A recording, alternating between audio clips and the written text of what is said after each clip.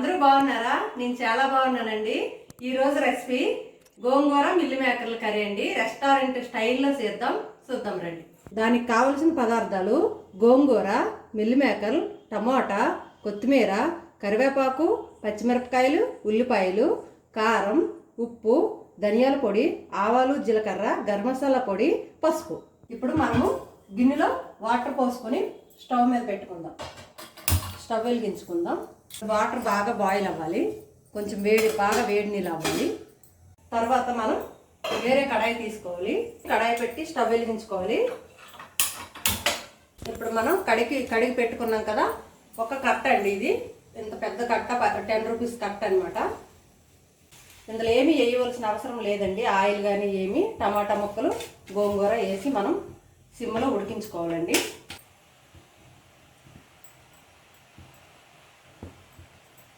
ఇలా వేసుకున్నాం కదండి. ఇప్పుడు మనం దీనిపైన మూత పెట్టుకుందామండి. నూనె వేసుకోవాలండి దీంట్లో, మగ్గిపోద్ది. ఇప్పుడు మనము ఇది మూత తీసి చూద్దామండి. చూసుకొని కొంచెం సాల్ట్ వేద్దాం దీంట్లో. ఇప్పుడు వాటర్ బాయిల్ అయ్యాయండి. ఇప్పుడు మనం స్టవ్ బంద్ చేసుకోవాలి. బంద్ చేసుకొని మిల్ మేకర్లు ఉన్నాయి కదా, ఇవి ఇందులో వేసుకోవాలి. బాగా వేడిగా ఉన్న వాటర్లో మిల్ మేకర్లు వేసామనుకోండి, మనకి దాంట్లో చక్కగా ఉడికిపోతాయండి. మనం చేయి పెట్టద్దు. ఒక 5 నిమిషాల పాటు మూత పెట్టి పక్కకు పెట్టుకుందామండి. ఇప్పుడు మనం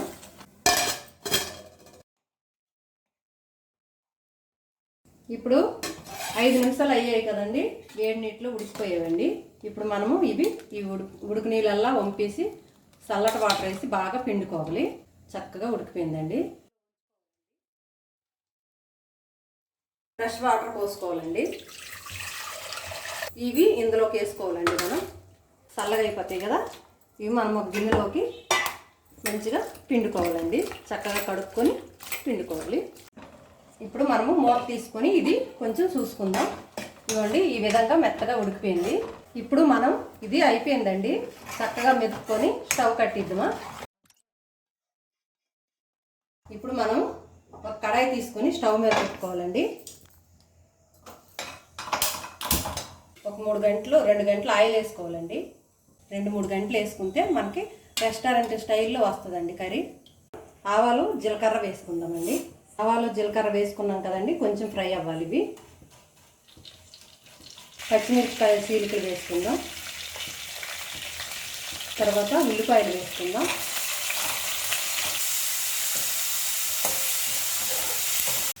నేను ఇందాక అల్లం వెల్లుల్లి పేస్ట్ చెప్పలేదండి. 1 స్పూన్ అల్లం వెల్లుల్లి పేస్ట్ వేసి బాగా ఫ్రై చేసుకోవాలి. మనం ఈ పచ్చివాసన పోయిన వరకు మనం బాగా ఫ్రై చేసుకోవాలండి. ఇప్పుడు మనము స్టవ్ కొంచెం సిమ్లో పెట్టుకోవాలండి. బాగా కడిగి బాగా పిండుకున్నాం కదా, ఈ పిండుకున్న మిల్ మేకర్లు ఇందులో వేసేయాలి. వేసేసి బాగా కలపాలండి. పసుపు వేసుకోవాలండి. తర్వాత కారం వేసుకోవాలండి. వేసుకొని బాగా మనం కలుపుకోవాలి. చూడండి కర్రీ ఎంత బాగా ఉడుకుతుందో, చాలా బాగా ఉడుకుతుంది కదా. ఇప్పుడు మనం మెదిపి పెట్టుకున్న గోంగూర, టమాటా వేసిద్దామండి. ఇది ఇప్పుడు మనం కాసేపు సిమ్లో ఉడికించుకున్న వల్ల చక్కగా ఉడికిపోద్ది అనమాట.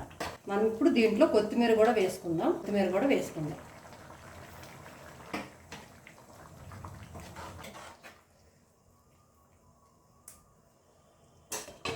ఇప్పుడు మనము మూత తీసుకొని చూసుకుందాం.